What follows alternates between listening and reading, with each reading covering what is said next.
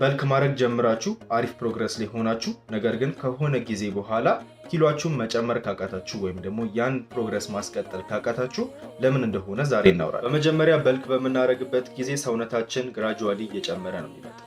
እየጨመረ በሚመጣበት ጊዜም የሚያስፈልገው የኢነርጂ ሪኳየርመንት እሱም አብሮ እየጨመረ ነው የሚመጣው። ስለዚህ ሰውነታችን ለማደግ በቂ ኢነርጂ ወይም ደግሞ በቂ ምግብ ማግኘት አለበት ማለት ነው። ስለዚህ ብዙ ሰዎች ኪሎአቸው የማይጨምርበት ምክንያት አንድ አይነት የአመጋገብ ስርዓትን ይዘው ለብዙ ጊዜ ስለሚቆዩ የሰውነታችሁ እድገት እንዳያቆም ከፈለጋችሁ የምትመገቡትን ምግብ በየጊዜ መጨመር አለባችሁ ማለት ነው። ማለትም የምትመገቡትን የካሎሪ መጠን በየጊዜው ትራክ እያደረጋችሁ ወይም ደግሞ እየተከታተላችሁ መጨመር አለባችሁ ማለት ነው። ለማንኛውም ወደ ዋና ሀሳባችን ስንመለስ እኔ ምግቤን አጀስት የማደርገው ወይም ደግሞ የማስተካክለው በየሳምንቱ ነው። ይህንንም እያደረኩበት ያለው ምክንያት ሰውነቴ በጣም በፍጥነት እያደገብኝ ወይም ደግሞ እየጨመረብኝ ስለሆነ የሚያስፈልገው የኢነርጂ ሪኳየርመንትም አብሮ ስለሚጨምር ምግቤን በየሳምንቱ ለማስተካከል እገደዳለሁ።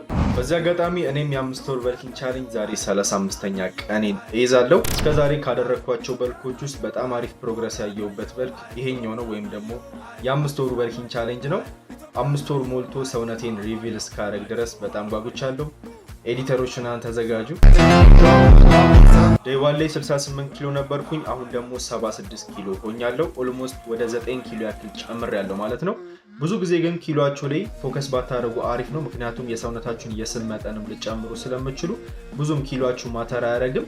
ነገር ግን እኔ ጨመርኩት ከቦዲ ፋት ይልቅ አብዛኛው መስል ማስ ነው። ይሄ ደግሞ በጣም አሪፍ ነው። ክሊን በልክም እያደረኩኝ ስለሆነ በጣም ተስማምቶኛል ማለት ነው። አሁን ግን ችግር እየሆነብኝ ያለው ነገር የምግቡ ፖርሽን ነው። ፖርሽኑ በጣም እየጨመረ እየመጣ ስለሆነ እኔ ደግሞ የአፕታይት ችግር ስላለብኝ ለመመገብ በጣም እያስቸገረኝ ነው። እስከዛሬ ደግሞ ምንም አይነት ሰፕሊመንት እየተጠቀምኩኝ አልነበረም። ነገር ግን አሁን ላይ ፖርሽኑ በጣም እየበዛ ስለመጣ እኔም ለመመገብ እየተቸገርኩኝ ስለሆነ በቀላሉ የሚያስፈልገኝን ማክሮ ኒውትሪየንቶች እንዳገኝ ኢትዮ ፊትነስ ኤንድ ኒውትሪሽን ዌይ ፕሮቲን ልከውልኛል። ሻራውቱ ኢትዮ ፊትነስ ኤንድ ኒውትሪሽን በጣም አመሰግናለሁ። መገናኛ ዘፍመሽ ግራንድ ሞል ሰከንድ ፍሎር ላይ ይገኛሉ። ሰፕሊመንት የምትፈልጉ ሰዎች እነሱን ሄዳችሁ ቼክ አድርጓቸው። ለማንኛውም እንደነገርኳችሁ ሰውነታችሁ እንዲያድግ ከፈለጋችሁ በየጊዜው የምትመገቡትን ምግብ እየጨመራችሁ መምጣት አለባችሁ ማለት ነው። እስካሁን አብራችን ስለነበራችሁ ከልብ አመሰግናለሁ። እኔ ትሬን እንዳረጋችሁ ወይም ደግሞ እንዳሰራችሁ ከፈለጋችሁ በአካል አልፋ ፊትነስ ሴንተር በስራተ ገብርኤል ከላፍቶ ሞል ወረድ ብሎ ያለው ጂም እገኛለሁ። እንዲሁም ኦንላይንም ማሰራት ስለጀመርኩኝ ኢንስታግራም አካውንቴ ላይ ገብታችሁ ዲኤም አድርጉልኝ። እስካሁን አብራችን ስለነበራችሁ አመሰግናለሁ። በቀጣይ ቪዲዮ ይዤላችሁ እንድመጣ የምትፈልጉት ነገር ካለ ኮሜንት ላይ ማስቀመጥ እንዳረሱ፣ እንዲሁም ፎሎ ያላረጋችሁ ሰዎች ካላችሁ ፎሎ ማድረግ እንዳረሱ። በቀጣይ ቪዲዮ እስከምንገናኝ ድረስ ፒስ።